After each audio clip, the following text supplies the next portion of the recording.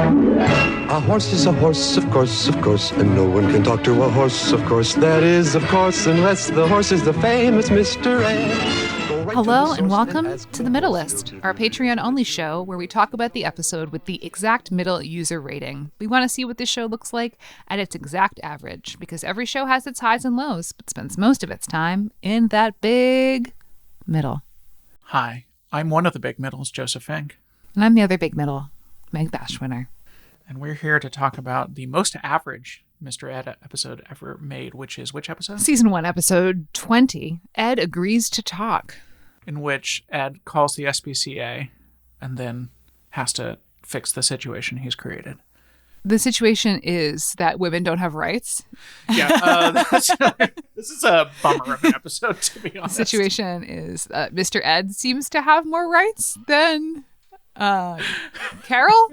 So it's rough. You want to take us through what happens? Okay, so this is what happens. So Carol's like, I would like to have my own car, being that I'm your chattel, and my job is to keep our home and maintain. And I must ask you about any purchases before I can't buy a car by myself. I don't have access to our money, your money.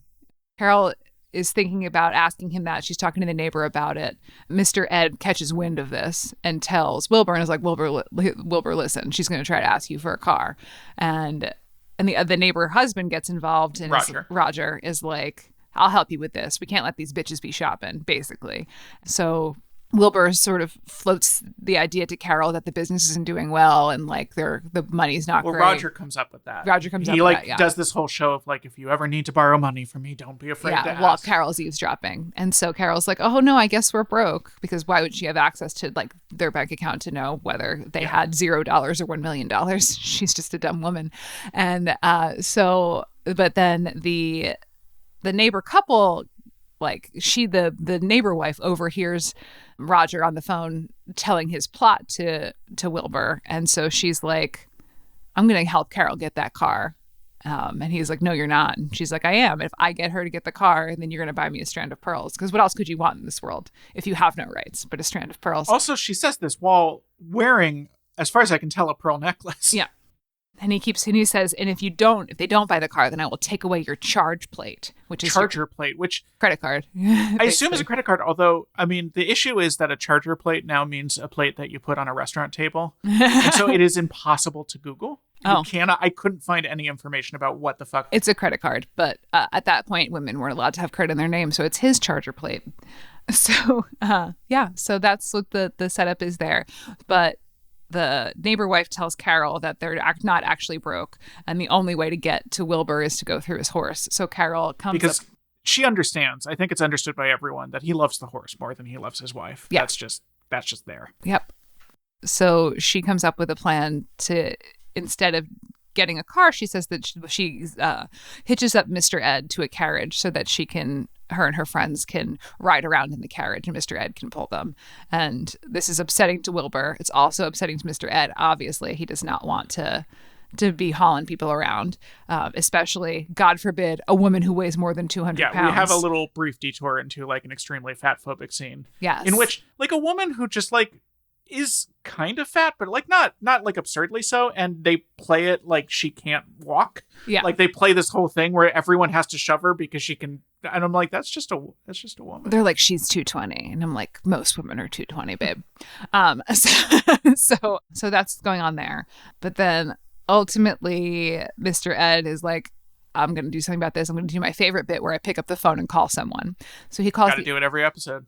He calls the SPCA and is like, I'm being abused. Well, not I'm being abused. There's a horse being abused. Obviously, I can't tell you I'm being abused. There's a horse being abused.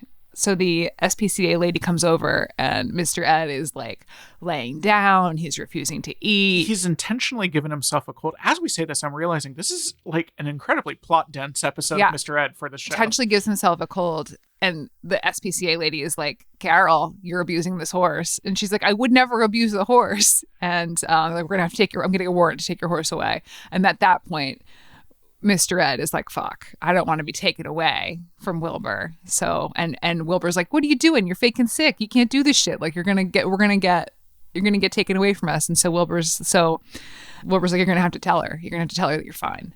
Yeah, he's like, you're going to have to talk to someone who's not me. And Wilbur's so excited because no one believes him. Mm-hmm. Everyone thinks he's crazy. And so, as in the title, Mr. Ed agrees to talk.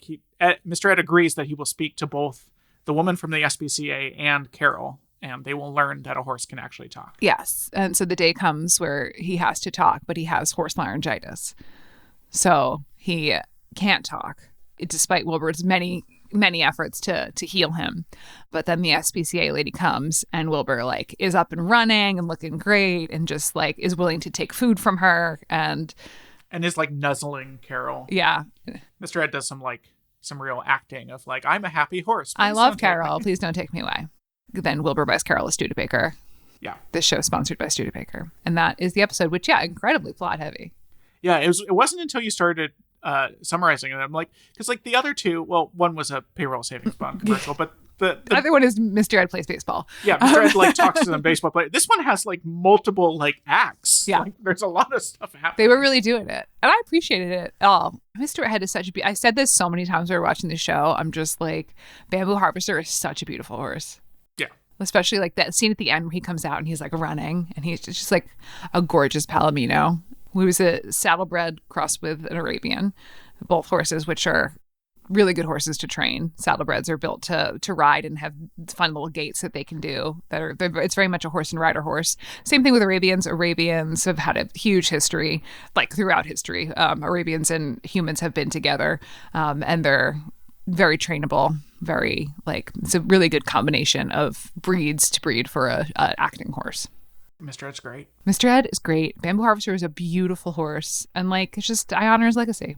And that's it for this preview. To hear the rest and to support our show, go to our Patreon where you can get ad-free, but not ed-free, episodes of our show, as well as the Middlest, our Patreon-only show, where we watch the middle-rated episode of every show we cover. Once we break even, which, every Patreon supporter helps us get close to, we will celebrate by doing Breaking Bad. When we break even, we break bad. You can help us get there. See you next week for American Horror Story. Love y'all.